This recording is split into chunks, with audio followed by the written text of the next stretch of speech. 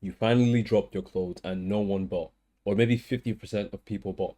And you're sitting here wondering, why didn't people buy my clothes? Why didn't people buy into the drop? I mean, people said they were going to buy.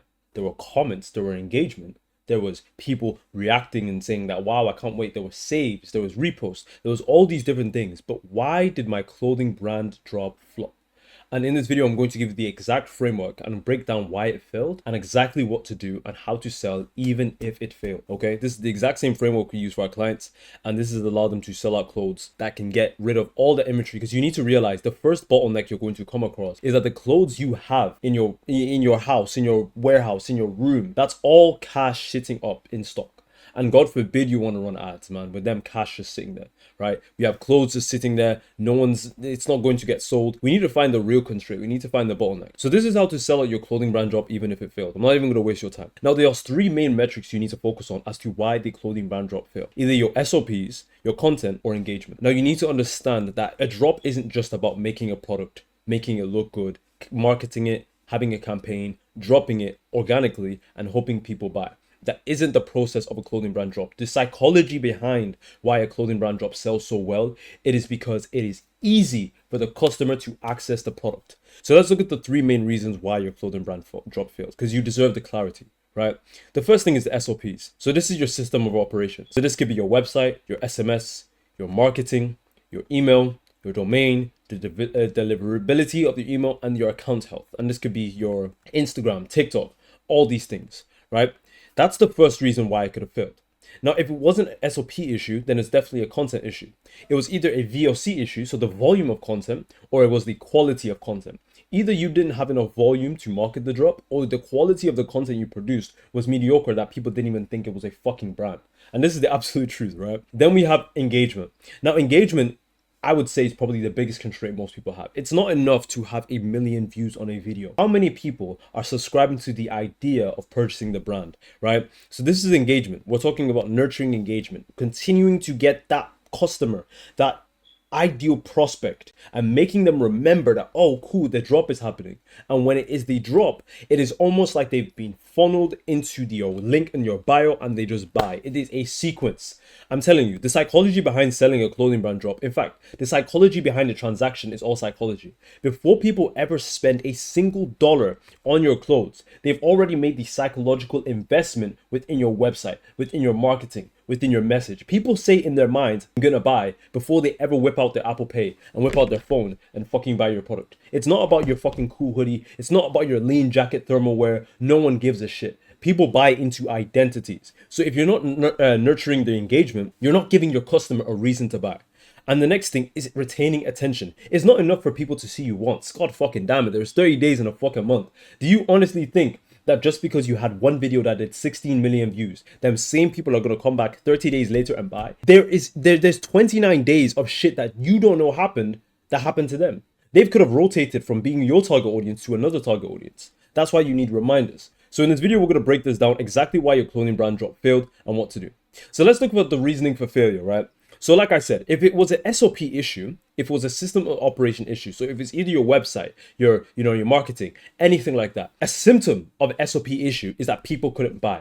And I'm not talking about people couldn't afford it. I'm not talking about people didn't have the money or the resources. I'm talking about that people literally couldn't buy the product. Either the site speed was slow, either your website was shitty, either when they went from a conversion from an ad all the way from the creative into the website, they couldn't see the fucking product, so they just gave up. Your SOPs, the funneling process was so terrible that they couldn't get it.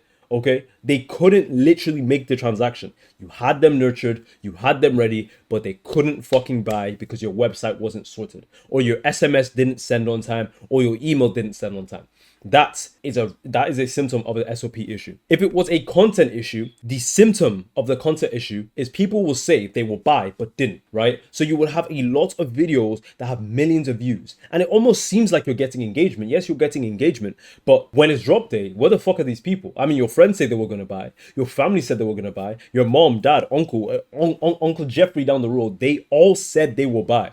But the problem we're having here is people said they will buy, but they didn't. So where the hell are these people? Where the hell are all these people that said they were going to buy the product but just didn't buy the product?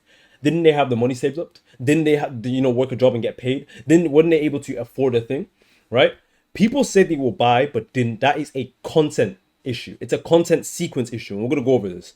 Now, if you have an engagement problem, well, you either had no comments, no likes, no shares, or no reposts. There is evidence that your video was online. Yes, you've obviously got the video and posted it to the platforms, but because there was no comments, likes, shares, reposts, engagement, interaction with the customer, you couldn't sell. It doesn't matter if you got a video that did 100,000 views. 50 comments on a 100,000 view video is fucking terrible. It should incentivize every single individual that watches your video to either engage psychologically or engage literally by placing a comment, by placing a save, by placing a share or a repost. People should engage with the content irregardless of how they do it. The format is irrelevant here. The psychological transaction is what we're focusing on, right? So that's what we need to take into account. The psychological account that people will look into, see your brand and be willing to buy. So let's look at this. This is the exact system that we use for our clients, and to make sure that they always sell out a drop, and God forbid they don't sell out a drop. We have a plan and system to be able to get that back up in place. So you need to understand that the key to SOPs, right? Your website, SMS, marketing, email, domain, deliverability, account health. The reason why you are building so much importance upon the SOP is because of the customer experience. Nothing else matters. It doesn't matter if you have a fucking amazing product. I want you to understand that an amazing product that is able to buy doesn't mean shit. If you have a good product but no one can get it, it doesn't mean shit. There is a difference. There is a difference between scarcity and the ability to acquire something because you're just not able to acquire it, okay? And if you're able to make that distinction between scarcity and capability, you can create this gap within your customer's heart, within their mind, to make them pretty much push them to buy. Right? Because if there's enough scarcity, but the customer experience is fluent and you have this contradiction, people are going to buy no matter what. That's why your SOPs need to be on fucking point. Your marketing should be exclusivity. Your content, your campaign should be all about exclusivity. Every single thing about your brand should only be presented to a one ideal particular customer. It shouldn't be generalized to everyone. You want to be a specialist, not a generalist. Let me ask you a question. If you broke your leg today, would you go to a chiropractor or would you go to a surgeon? Would most likely go to a surgeon. Why? Because they can do surgery, fix your leg through operation. A chiropractor is only going to tell you to crack your leg in places. That's a generalist. A chiropractor is a generalist. They can generally help with the problem, but they can't fix the real issue, right? But a specialist, a surgeon, can fix that problem through operation to make sure that problem is never there, right? So that's why we want this contradiction. You want to be a specialist because you want to have exclusivity around your product. Your product should only navigate and should only create a halo effect around the people that you have chosen, your target audience. Because once again, your target audience is the core. It is the key. It is the foundation to the brand. Without anyone to buy, no one is going to buy your product. So that's why you select a few people, only a few, maybe 100, maybe 1,000, right? And you get them to understand the premium and the exclusivity of your product. Once you've convinced them that they are the only possible people that could ever hope to buy your product because they have been designed for that, right? Or the product has been tailored to them, right? And once again, you need to understand that clothes is all about tailoring. Once you've tailored your product to your customer, you make it seem everyone except this ideal customer profile is incapable of getting the product. And what does that make? That makes a gap in everyone else's mind. And you do two things by doing this. You create a gap and then you place the bridge to only people who can buy it. You create a gap, you sell the bridge. You sell the bridge to the people who can buy it. And that's why the customer experience needs to be fluent. You convert cold traffic, people that have never heard about your brand, into your brand, and then they're like, oh wait, my product or this brand is only exclusive to this type of people. It requires this personality type to wear it. I'm interested, I'm intrigued. People who aren't your customer base cannot get the product. So that's why we make the customer experience so simple. There is a reason why brands are able to sell out like this on drop day, because they have chosen a select few to buy the product. So when they go to the website, I'm telling you, website needs to be optimized for the phone. If you're optimizing your website for the fucking laptop, no one gives a shit. Who's gonna buy your product? Or when, for example, if the drop is about to happen and there is 50 people on the website, you only have 50 pieces of clothing there. Do you genuinely think that one person is going to sit at the laptop, call their brother from upstairs to come get a credit card so they can enter their details? No, right? That's why your website needs to be optimized for phone. And once again, going into the customer experience, It should be incredibly difficult to access the product if you are not already the ideal client. But when you are the ideal client, and if you wish to buy the product, it should be easy. It should be so fucking easy. And what I mean by that is the conversion or the sequence from the content to the website to the purchase should be damn near seamless. It should just be, I seen this video, I clicked this link, I ended up on this product, and I bought the product. That's how simple it should be. That's why your SOPs need to be on point. Your audience matters first. The place you send them to matters second. Okay? That's why you need to make purchasing the product incredibly easy. Once you've established that base, once you've made it extremely clear on how to buy the product, because it should just be simple. It should just be 2 clicks. It should just be 2 clicks, one Face ID, and boom, you can purchase the product. We move on to the next phase of the plan, data collection. And this is exactly the importance of data collection. There is one fundamental thing you must know in order to sell out every drop effectively and to continue to sell even if your drop didn't go well. There is one thing you have to your advantage, and that is data collection. If you did not collect data prior to the drop, you made one big flaw. And that is not getting information. Information is the one thing that is going to single you out from every other brand there is. Let me make this clear. You are not the first person to make a heat thermal reactive jacket, and you certainly won't be the last. The product in 2026 doesn't mean shit. People buy into identity, not the fucking product. I don't care if your product has waffle knit. Every person is making a waffle knit hoodie, right? Or waffle knit thermal. Yes, make the product great, but make the experience greater. For the data collection, right? You need to collect before the drop. And there is 3 fundamental things that we do with our clients in order to get them to always get data and information. Because you don't want to see SMS, emails, marketing as just, yeah, I'm getting people's phone numbers and SIMs. No, these are fucking real human beings. These are people who have a life, who have a routine. They wake up at a certain time, they sleep at a certain time. If you're able to diagnose and get as much data from them as possible and extract it from the DMs, extract it from your story, extract it from your content, man, you'll be able to position your content in a way that attacks their very pain point, right? So look, we're going to collect before the drop, and how we're going to do this is we're going to break this down into 3 ways. The first funnel on the first sequence is the story. You need to remember that people will never end up on your site without first seeing your Instagram page. And it is very unlikely. Why? Because you're not actually pushing up your website in the Google SEO to the top of the list. Only big brands do that. You're a direct to customer brand. You're not a wholesale distributor. Your only purpose is to sell to your target audience. So that's why your story must be an incentive. You must show on your story a format, a framework that incentivizes the customer to give their data to you.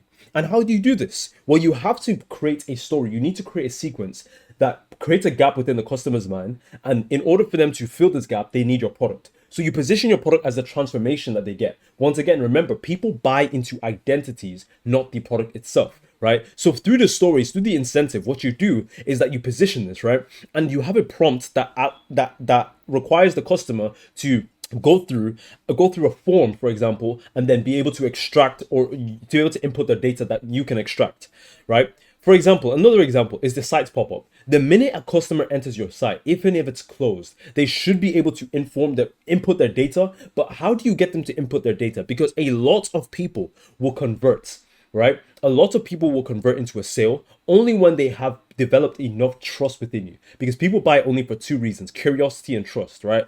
So on your site, it's not enough just to have, oh, drop happening soon, by the way, enter in your details so you know when it's coming. People don't give a shit anymore. They need a legitimate reason to want to get into the site and give you their information. And that is exactly why we add a IAO, an irresistible acquisition offer. An offer that makes so much fucking sense that it would just be stupid for them not to give their data. Like if I told you right now, in 3 days, we're about to give £1,000 or $1,000 to the first 100 people that sign up, do you genuinely think these people won't sign up? They won't give you their information for free? Of course they would. They're going to give you like this, right? They're going to give you like this. And that's the sequence you need. You need the story into the site, into the offer. And once you do that effectively, you get data, right? And from this data, you funnel this into the content. You need to understand that with content, there is two different concepts, there is 2 different constructs, right, that create a successful drop. VOC and QOC. The volume of content and quality of content must be directly proportionate, right? You must create quality with volume. You cannot expend You cannot sacrifice either one. You cannot have a bunch of volume but not quality, right? And then you need to be able to make the differentiation between platforms. TikTok is a volume-based platform, right? So in order for TikTok to work effectively, you need to be able to produce enough content that can be iterated and ideated every single time. The flaw that you're having right now, and the reason why you're about to close your site, it is because you planned for the drop, but not after it. You didn't plan for after the drop. You don't have content if the drop didn't sell. Your only thought, your only idea in your mind was that if this drop doesn't go good, I will leave it as it is, and that was a fault, right? And in TikTok, since it's a volume-based platform, how can we exercise enough volume within a input or within a system that allows us to generate hundreds of content pieces before the drop? Well, you have to leverage two different things: your personal brand and your brand account. Think about this. Your personal brand is the place where you show your framework and mindset, right? A lot of people neglect the personal brand. Your personal brand, it is the connection between you and the customer. A customer, before they buy your product, they psychologically invest. So they fall in love with you before they fall in love with the product. But you can only make that possible if you represent yourself as a person who has these ideas, and and you position yourself as an authority figure, because your brand represents the transformation that they want to embody. So through the personal brand, you need to ask yourself one important question in order to get clarity on why your drop failed or went successful. Did you show your framework and mindset? Did you show these people the process, the journey, every single little bit of why you created a brand? Did you give meaning to your brand, or did you just make a cloth and sell it and hope people would buy, right? Then the second thing, your brand account. Did you show the transformation of the individual through your clothes? Because when people see your brand and when people see you, they should only see one and one thing, right? In your personal brand, they should see the brand effect on you and your effect on the brand. They should be able to diagnose or be able to clearly see that you have transformed by making a brand. And this is your thought process every single day. You show them through stories, you show them through posts, you show them through your comments, your ideas, your philosophy, right? But your brand should show the transformation that you are embodying from your personal account. So you should make this connection between your personal brand and their brand account, right? And you show these people the transformation. You show the before and after effect. The same way, right?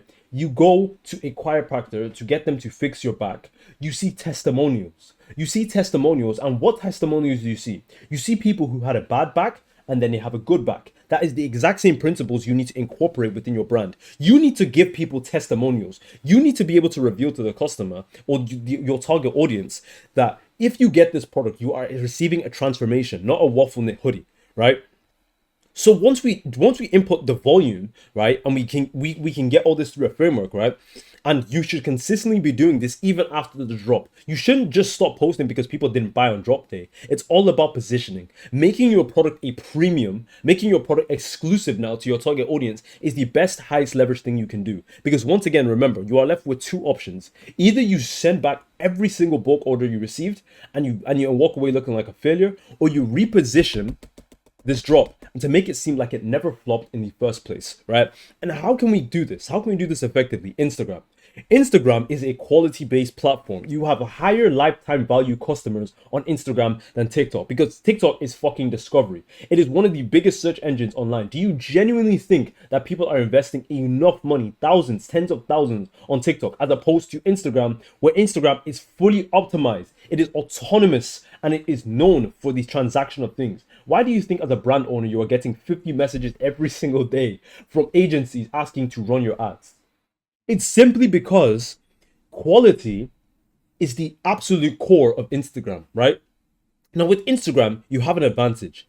And in order to sell and in order to post, you need to understand that quality and volume can be congruent. They can be mixed together, right? So on Instagram, it is a quality-based platform. And we have 5 different content formats that you can utilize to your advantage. You should ideally be posting 3 to 5 times a day on Instagram. But how is that possible? Well, the mistake you're making is that you think when I say post on Instagram, you think I'm talking about Reels. Let me show you the formats, right? The first thing, right? The first format is Reels. That is the product showcase or proof of concept. You show the product. You showed them now, after because your drop flopped, you showed them through Reels that this is the product, this is what you're missing out on. Once again, show them the transformation, okay? The next thing you can leverage, in fact, probably the highest thing you can leverage is your story. Your story isn't just some fucking woo wah wow, like wow, it's a cool story. No, it is a place, it is a foundation, it is a temple where people who cannot be asked to see your reel would go to your story to see what the hype and traffic is about. So you show in your stories proof of movement. This is the customer. This is social proof. This is proving that your product is worth purchasing even after people didn't buy. Okay, because the most successful brands don't just sell to everyone, they sell to the people that they have chosen, and they're able to give exclusivity, and they're able to market exclusivity with premiumness, so you want to buy. Now let's look at trial reels. Trial reels is another thing you can do. You can implement testing content with new audiences. The flaw you're making right now is that you're seeing trial reels as a disadvantage, or you're seeing this, or you probably haven't even considered it, and that is a flaw. Right? You need to understand and be able to leverage trial reels. Showing your content to people that have never seen it before, it is the most advantageous thing you can do right now in your position. Because who's more likely to buy, right? If your drop failed, and if the people said they would buy but didn't buy, would buy. The people that would buy, and the only people that are more willing to buy, are people who don't know the brand. But in order to get these people to buy, and to get people who don't know the brand, they still need to be within your target audience bubble. Right? So trial reels. The next thing, highlights. Highlights is a hub central for customers. Think about this. When people enter your Instagram page, they don't just see, cool, this is a cool Instagram page, right?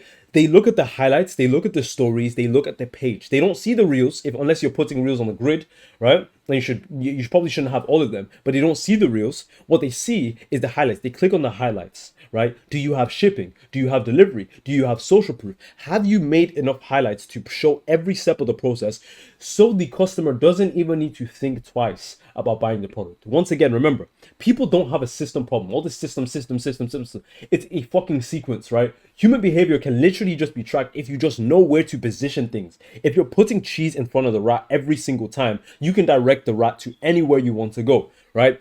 And the last thing you can leverage is posts and carousels. It's not just enough to have a post. Man, show the people the fucking process, right? You have a carousel for a reason. You can show a flat lay. You can show wearing the product. You can show the transformation through every single carousel and show the customer every new different version of themselves. Because people will spend significantly huge amounts of money on their identity. Rather, people are willing to bargain on their identity rather than a system. There is a reason why you own a gym membership. It's not because you want to push weights, but it is because you are buying or subscribing into the idea of being in shape. That is why you buy it. So then once we've established the content format, once we've established the system, we need congruence, and we need to be able to track data and metrics. This is the flaw that most people have. The reason why we track data and metrics is to have a sales forecast. And let me just show you what that looks like. For our clients, we have the most in-depth system that tracks everything. That tracks every post. And the reason why we track posts isn't because we're trying to be cool, isn't because we're trying to waste time here. And you might not see the significance in tracking your posts, in tracking the videos that did well. And that is the exact bottleneck and flaw you have, right? We do this because we do one important thing. Every single time we track a post, we are able to diagnose the engagement rate, the link click rate, and the conversion rates from the story, from the DM, from the reel, from anything into the website. And from the website, we're able to have a diagnosis and be able to estimate roughly how that would convert into a sale. But the reason why this is so effective isn't because we want to get fucking sales here. The reason why we're doing this is because we want to be able to see which content did good and how we can replicate this one more time, right? Because you need to understand, if it worked once, it will work again. And we need to be able to see which video did the highest amount of views, the highest engagement rate, the highest link click rate, and the most DM inquiries. It's one thing to have a viral video, but it's another thing to know why that video went viral. And that's exactly what we look for. So if I'm able to diagnose and look at the content type, right, and be able to see what video went viral and why did it go viral, I have such a huge advantage on the market. Why? Because I can continuously and repetitively push out content that will always perform well and will always guarantee a sale. Right? And this is the exact thing you need to do. You need to track every single thing. You need to track every single post from prior to the drop, during the drop, and after the drop. Because why? You need to understand there is two things you do when you plan for a drop. You plan for the drop, you plan before the drop, you plan for the drop, you plan after it, and you plan for the next one. How do you plan for the next one? You extract every single data from this drop and you input that into the next one. There is a serious problem if your next drop ends up as this one. You are not iterating and you're not improving. That's why, for example, I'm just going to show you. This is the first post. And let's say, for example, we do POV. People are buying your hoodie, right? And we're going to implement social proof. We'll add a date. We post this. we use the platform and the actual structure of the way it was posted. We're not just going to talk about Instagram story. No. We need to break this down to a molecular level. We need to see exactly what did well. So for example, we did this as a reel, right? The content type was a flat lay, let's say for example, was a flat lay. The content type was a flat lay. The drop phase, well, was the drop phase prior to the drop, during the drop, or after the drop? And let's say this was during the drop phase. And we did a video that had at least 12,000 views. From that 12,000 views, we got around 500 likes. And as you can see already, we have a performance tier that tracks the average and be able to diagnose whether this content is doing good. Because if we did a video that did 12,000 views but 500 likes, something is going right. But from that comments, if we had 50 comments, right, it'd still be average because our engagement rate would only be 4.6%. Now, obviously, you can get the link clicks if you use the right analytics and you have the systems, which we do for our clients. But if you're able to get the right link clicks, right, and let's say, for example, from that video, we got 12 link clicks, right? And and we also track DMs. The DM inquiries, we got 5 DM inquiries. Or what we see here is that we have a 5%, we have pretty much a 5% engagement rate, a 0.1% click rate, and a 0.1% conversion rate. But that's not enough. We total this up over time. And if we check a sales forecast, we can see that from a sales forecast, we can forecast maybe a sale. But that's not the point, right? Because look, if we have another video, for example, and this is a week later, and this is an IG reel, and the content type was a product showcase, and this was after the drop. And from this we got 100,000 views, we got 20,000 likes, we got 500 comments, we got 86 link clicks, we got 23 DM inquiries. This is a top performer. But it's not enough just to know this is a top performer. We have a theory on why it went well, right? So for example, if this was a product showcase, well, the theory I can suggest is, for example, we showed the customer the transformation. And then the replication, what we do next, because we need to repeat this process. We need to see what's working, right? And we have a replication. What to do next? Show the transformation much more easily, right? Let's just say that, for example, right? And what we'll see is that we'll have a top performing content, right? So we'll be able to see the high link click rate, the videos that did the highest views post, and we're able to see an engagement rate. Tracking all these metrics, I'm telling you, tracking all these metrics is super important. Not because it guarantees a sale, but because it guarantees that you can make a successful piece of content every single time. And you can both balance quality and volume. And once you mix VOC with QOC, you create something fucking magical. What you do is you have a viral video every single fucking time. Not because you're good at making videos, but because you've tracked every video that did good and replicated that every single time and iterated it. And like I said, we have a post planner. So if these guys want to, for example, post 20 videos before the drop, 20 videos after the drop, we track this, right? We see how much they posted in the first week, the second week, and the third week. And the reason why this is so important, because you need to understand that volume and quantity are direct proportionate to the amount of sales you're going to get. If your drop flopped, it isn't because maybe your product was bad. It's just because people didn't see it enough. You need to remind people. People need to be reminded more than they need to be taught, right?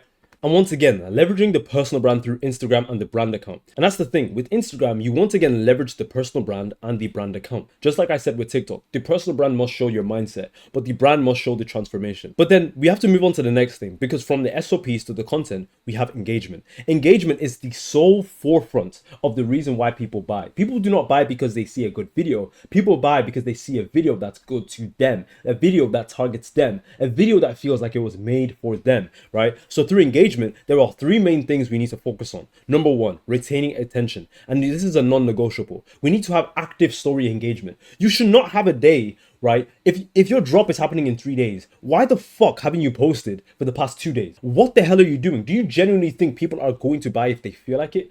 And you have to understand and ask yourself, am I genuinely serious about the brand? So that is active story engagement.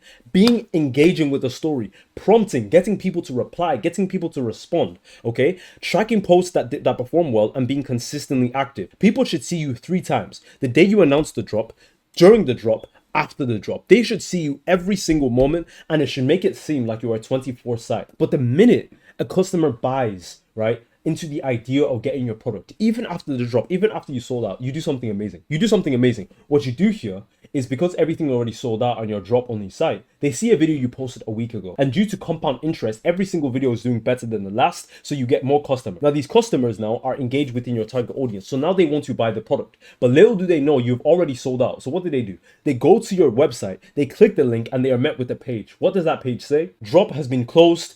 sign up for the next one. And they instantly feel regret. Why? Why did they feel regret? Because they didn't invest sooner. So what do humans do in order to make up for this? Well, it's reciprocity, right? They will make up for it by entering their information and fucking buying next time.